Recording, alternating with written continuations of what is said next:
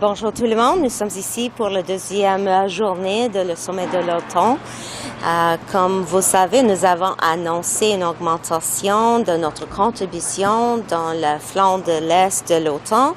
En Lettonie, plus de 2 milliards de dollars pour nos troupes là. Et aussi, nous allons doubler nos troupes là aussi. Et aussi, nous allons contribuer de la coalition de pays pour le F-16. Today, I am able to confirm that we are going to be part of the coalition of the countries for the F-16s in the area of training and maintenance. As well, we are increasing our contribution on NATO's eastern flank by doubling our troops there, as well as investing $2.6 billion as we move to brigade level. The Prime Minister and I just had a meeting with President Zelensky and Minister Resnikov. We discussed aid for Ukraine, among a number of other topics, and I'm pleased to take your questions now. Has there been any change in Canada's export bans on arms to Turkey? At this point, we are continuing to operate as we have been in terms of that specific issue, and it was wonderful to speak with actually the President of Turkey yesterday. And did Canada make any commitments to Turkey that it would review that arms ban? It's business as usual. How are we going to? We're going to double our troop commitment. We have a recruiting problem right now in the Army. Yeah. Where are the people going to come from that are going to be? We wanted to send overseas. Our presence in Latvia is what we call episodic and persistent. In other words, we will be rotating troops through Latvia in order to serve in Operation Reassurance. At the same time, we're very much focused on recruitment, retention, and overall reconstitution of the Canadian Armed Forces. And that is a priority because, as you know, we need to grow. We're down about 10,000 members. Part of my job as Minister is to ensure that we are building a Canadian Armed Forces where everyone can serve, protected, respected, and empowered. And that means cultural change in the Canadian Armed Forces, but it also means ensuring that the Armed Forces have the support that they need in terms of housing, in terms of living, in terms of means to deal with increasing costs of living. En français sur celle-là, parce que d'avoir des forces en continu, ça veut dire d'établir une rotation. Donc, c'est pas 2000 soldats que ça prend, c'est presque le triple. Comment, dans un contexte de pénurie dans les forces, vous allez arriver vraiment, vous allez être capable de répondre à cet engagement? Bien sûr, nous avons été en Lettonie depuis 2017 et nous pouvons le faire par avoir les rotations de troupes là. Par exemple, les troupes continuent d'être là, mais pas pour longtemps, mais dans les rotations. Et ça veut dire le mécanisme pour l'avenir aussi. En même temps, nous devons continuer d'augmenter nos troupes, nos chiffres, et ça c'est un processus avec la reconstitution et aussi la rétention pour s'assurer que les troupes peuvent servir notre pays, pas seulement chez nous, mais aussi en Lettonie aussi. Il y a aussi un problème de ressources matérielles, c'est-à-dire que M. Zelensky, ce matin, vous a demande un nouveau package d'armes. Est-ce que le Canada va interpeller l'industrie des munitions? Parce que jusqu'à maintenant, ça n'a pas été fait. Est-ce que vous allez interpeller cette industrie-là qui ne demande qu'à porter main forte là, ce qui se passe en Ukraine? Continuer de travailler avec l'industrie. Par exemple, il y a un fournisseur logistique à Québec. Nous avons un contrat avec eux pour produire les vêtements pour les troupes.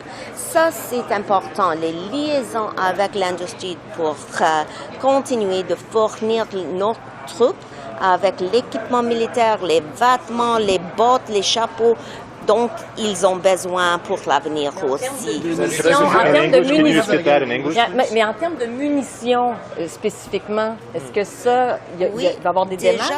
Déjà, nos fournisseurs ici au Canada produisent les munitions.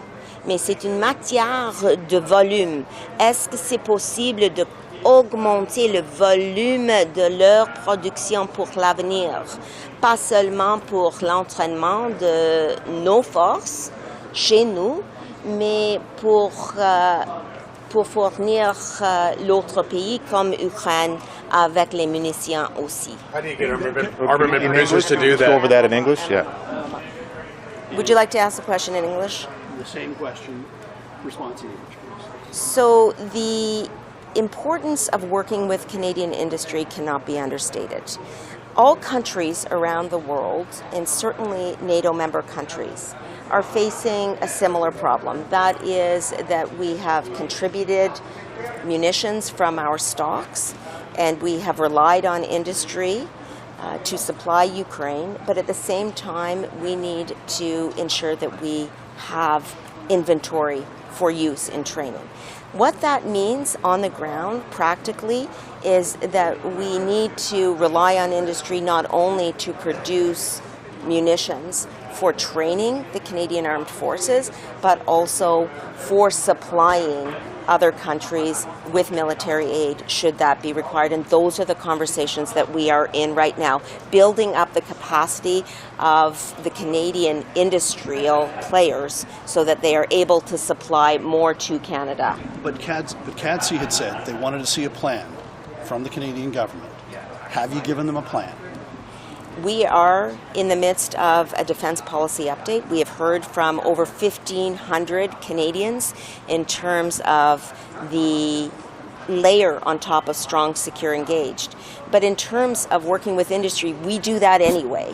We are working with Canadian industry in the supplying of material for Ukraine, for example, in the supplying of cameras for drones, in the supply of armored vehicles.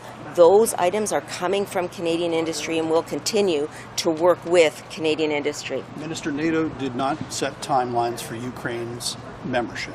Is Canada comfortable with that? Would we have liked to have seen timelines attached to what has been offered to Ukraine? As I said, we just met with President Zelensky and Minister Resnikov and their team, and we discussed Ukraine's ascension to NATO. Canada fully supports Ukraine's ascension to NATO, and here at NATO, all countries have agreed to take the roadmap off the table so that ascension to NATO is even faster. We've also agreed that Ukraine can sit at the table as a council member.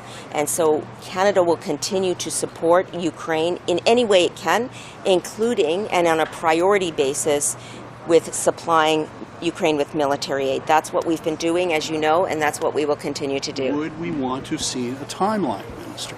Would we want to have seen timelines attached to Ukraine's membership, given our stalwart support for Ukraine? Our stalwart support for Ukraine means at this moment in time, we are going to continue to support them on the battlefield. We are going to continue to support them with humanitarian aid and economic aid. We are the largest donor per capita of financial aid in the G7. That's the priority that we need to continue to focus on in the middle of Ukraine fighting this unjust and illegal war. At the same time, we are fully supportive of Ukraine joining NATO, and we will continue to do whatever we can to ensure its accession as soon as possible. Minister, did Canada play any role in persuading Turkey to change its mind about the accession of Sweden to NATO? Canada continues to support Ukraine's membership to NATO. Sweden's accession. Oh, Sweden.